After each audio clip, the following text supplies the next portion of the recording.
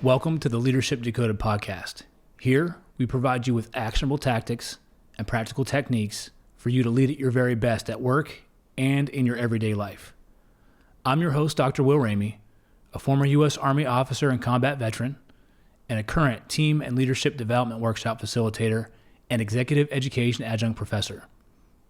Today, we're diving into the frigid waters of Antarctica in order to understand leadership principles, especially leading under pressure and leading through crisis. We're going to do this by drawing correlations between Sir Ernest Shackleton's heroic rescue and his unparalleled leadership under pressure as he saved the lives of his 27-member crew who survived Antarctica for over 2 years while stranded waiting for rescue. Leadership under pressure happens to us all. Understanding how to do it, how to navigate difficult situations, and how to lead like an explorer is something that we can all benefit from. So as cold as it may be, let's dive in. This episode is brought to you by Sweat Tent, the industry leader of the portable at-home wood-burning sauna. Being a leader can be stressful. That's why I've been a sauna user for many years. Did you know that consistent sauna usage 3 to 4 times a week not only relieves stress and improves sleep, but it also enhances your physical well-being and fosters mental resilience and cognitive clarity to be a better leader? And you no longer have to go to a crowded gym or buy one of those expensive and bulky at-home setups to experience the benefits of a sauna. Sweat Tent is the most portable and affordable at-home sauna on the market. The setup takes minutes and can reach 200 degrees in under 30 minutes. Harness the power of the Sweat Tent sauna to lead with clarity and poise. Sweat out stress, ignite creativity, and emerge a more focused leader. All Leadership Decoded listeners will receive $100 off when you use code LEAD100. Visit sweattent.com today to get $100 off your purchase with code LEAD100 at checkout. Again, that's sweattent.com to get $100 off with code LEAD100. Sweat Tent, improving your ability to lead at work and in your everyday life. This episode is brought to you by C&G Tutoring. Founded by Janelle and Chris Seaton, C&G Tutoring is Northeastern Pennsylvania's leading tutoring service. Our experienced, state-certified tutors provide personalized, one-on-one sessions tailored to each student's unique learning style. From math and science to reading, writing, and even Spanish, we cover it all. We also offer top-notch SAT prep designed to help students sharpen the skills they need to achieve their goals on the SAT. Join the countless families who trust C&G Tutoring with award-winning educators and a 5-star parent rating. We offer in-person and virtual tutoring using 21st century learning techniques. Visit cngtutoring.com today and start your child's journey to academic excellence. C&G Tutoring, ignite your mind. This episode is brought to you by Fit AF. As a leadership coach, I understand the importance of fueling both body and the mind. Balancing coaching sessions, workshops, and personal development can be demanding, and that's where Fit AF steps in. Fit AF offers an ever-changing menu crafted by top chefs and nutrition experts to ensure you're getting the best quality meals. Their diverse selection caters to various dietary preferences and needs, including keto, paleo, vegetarian, vegan, gluten-free, and more. As a valued listener, enjoy an exclusive offer. Get 20% off your first order of 7 meals or more by using code LEADER at checkout at fitafnutrition.com. Again, that's code LEADER for 20% off your first order of 7 meals or more at fitafnutrition.com. Ernest Shackleton's story is one that I have read time and time again. His book, or the book, Shackleton's Way, captures his experience as the leader of the expedition on the Endurance as they were moving to explore the South Pole. So Ernest Shackleton came about in the time right before World War I. Before we looked at our military leaders as our heroes and our leadership icons, Ernest Shackleton was a leadership icon in his day. He is one of the greatest leaders of all time, leading under extreme pressure. Imagine being stranded in one of the most inhospitable places on Earth, Antarctica, the South Pole, through the winter season. There's no immediate help. There's no cell phones. There's no radio. Shackleton managed to keep his crew alive and hopeful in spite of the challenges around him, in spite of the environment around him. And he did this through his ability to lead in a cool, calm, collected manner. He made tough decisions, and he inspired his crew to maintain their eye on staying alive and getting home. And they all did. One key aspect of Shackleton's leadership under pressure was his focus on the well-being of his team. He understood that maintaining morale was crucial for survival. He understood that being able to focus on and be empathetic and gear his leadership towards maintaining a optimistic, upbeat, realistic approach with his team was going to help them through. He also set up a system to where he had daily routines. He kept spirits high through social activities and social engagements. They celebrated holidays. They broke out small things, small tokens, such as a warm beverage to celebrate, a Christmas day. And it was those things that they look forward to help keep them going. And Shackleton also ensured open communication. He was transparent with what was happening, what was being decided, why it was being decided, and that's what allowed his team to keep focus on the task at hand and the long-term objective. His leadership teaches us that in times of crisis specifically, prioritizing the emotional and mental well-being of your team has a big impact on successful outcomes. So when you're faced with crisis, Shackleton's approach was very methodical and it was human-centered. It was people-first leadership. His crisis management skills can be broken down into several key strategies. Now think about some of these strategies as it applies to your work. Whether you have tight deadlines, whether you have a looming business deal, you had something that fell through unexpectedly, you had a shift in the environment that you work in, a shift in industry standard, a shift in government policy that may impact your work. The first key strategy was being decisive. Shackleton never hesitated to make a tough decision. He had to decide whether to abandon ship, the Endurance, when it was crushed by ice. He had to decide whether it was going to be worth the risk to cross ice floes that are so treacherous that move and shift and crack underneath the waters at a moment's notice. But his decisiveness is what instilled confidence in his team. Once a decision was made, he moved forward. But the second strategy, he was also flexible. Shackleton was remarkable at adaptation. If there was a new piece of information, if there was a new circumstance or circumstances shifted, he was ready to adapt his plan. He was ready to shift and change plans based on the new environment, based on the new conditions. The flexibility is crucial in crisis management. If you have a rigid adherence to your initial plan, you're going to fail. You've got to be able to set conditions where you can take in new information, understand the shifting environment around you, and adapt and be flexible to that change. The third strategy that Shackleton embraced was communication. Clear, honest communication. This is what the cornerstone of Shackleton's strategy was. He kept his crew informed about the situation. He kept them informed about the plans. He built trust and reduced anxiety in his team by doing this. Think about information flow where you work. Is it held centrally, or are you able to share information? Is it readily available for people who need it? Information is a source of power. Share it, disperse it, so everybody has an understanding of what needs to get done, what's happening, and what's going to happen next. The fourth strategy was empathy. Shackleton was an empathetic leader. He ensured he understood and addressed the individual needs of his teams.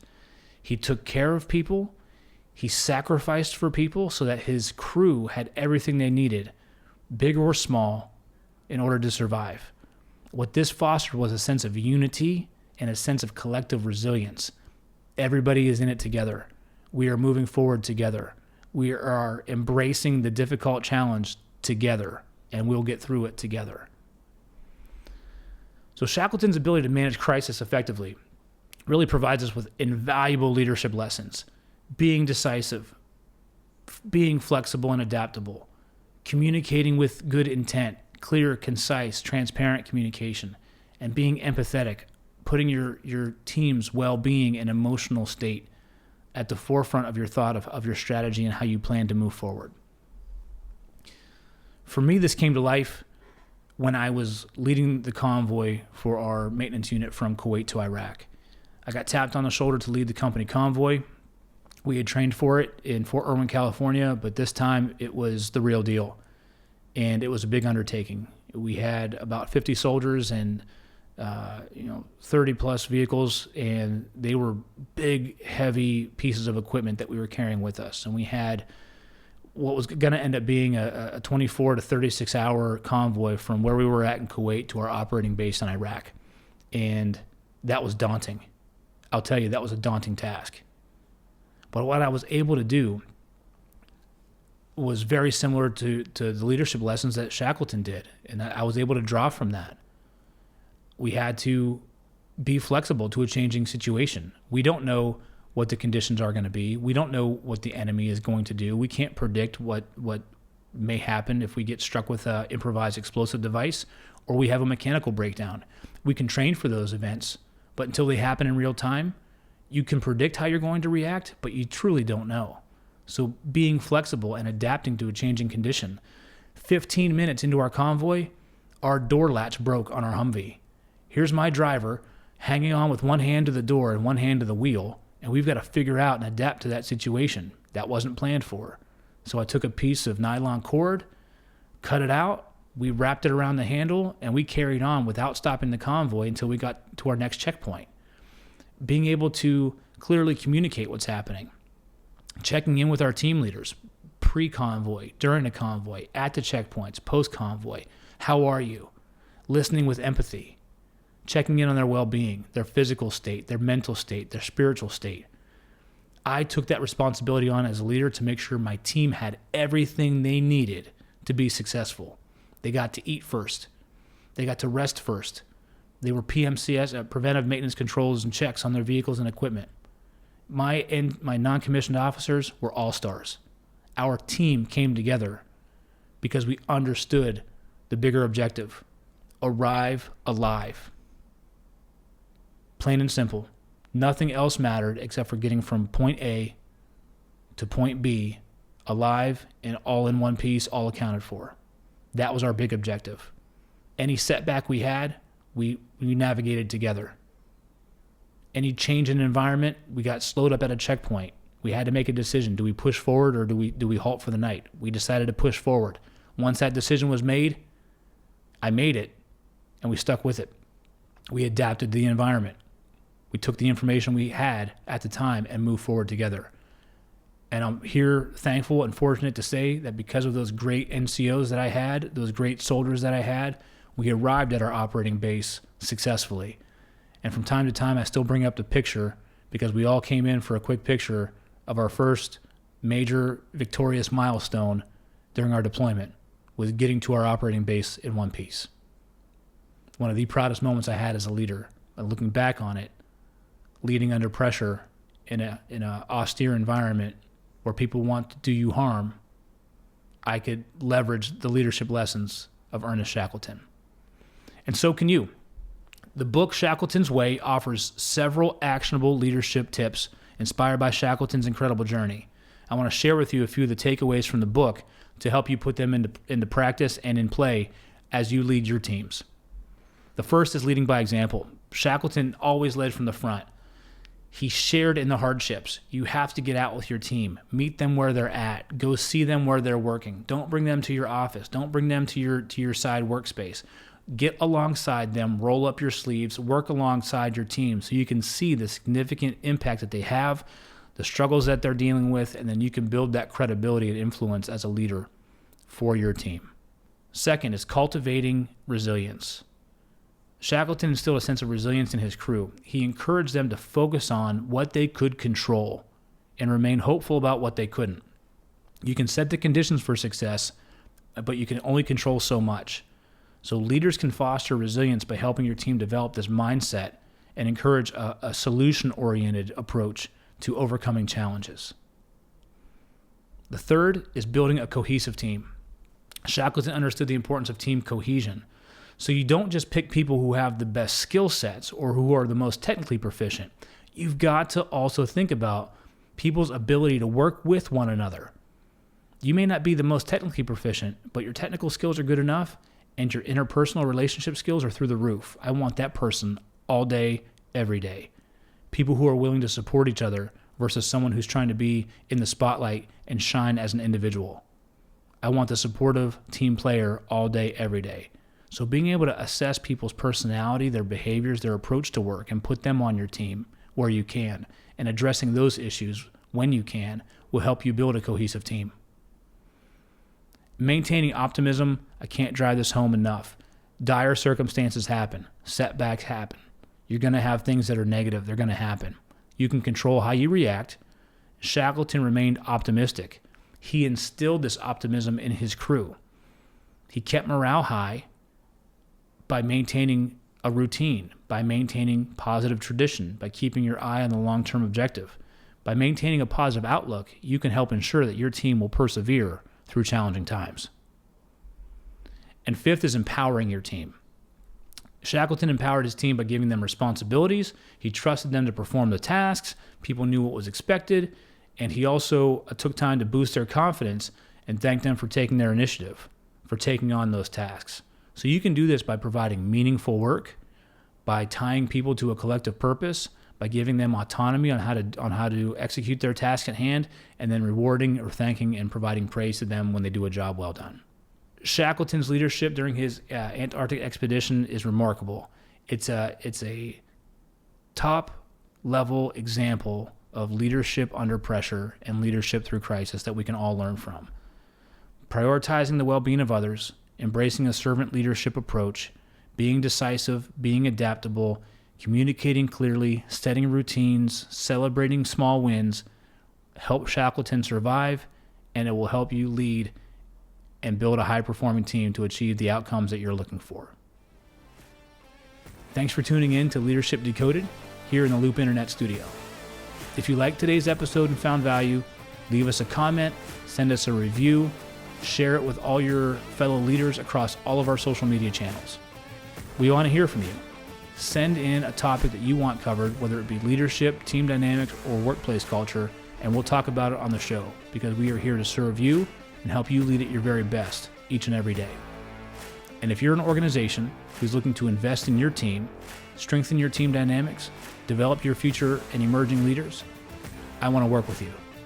I provide highly engaging, hands-on learning experiences that will help you be more collaborative, communicate better, and set the conditions for your team to succeed and for your leaders to emerge so that you're ready to take on any task at hand. You can connect with me on LinkedIn at Dr. William Ramey or email me here at will@onthestacks.com. Thanks for tuning in to Leadership Decoded. I'm your host, Dr. Will Ramey, and I'll see you the next time you press play.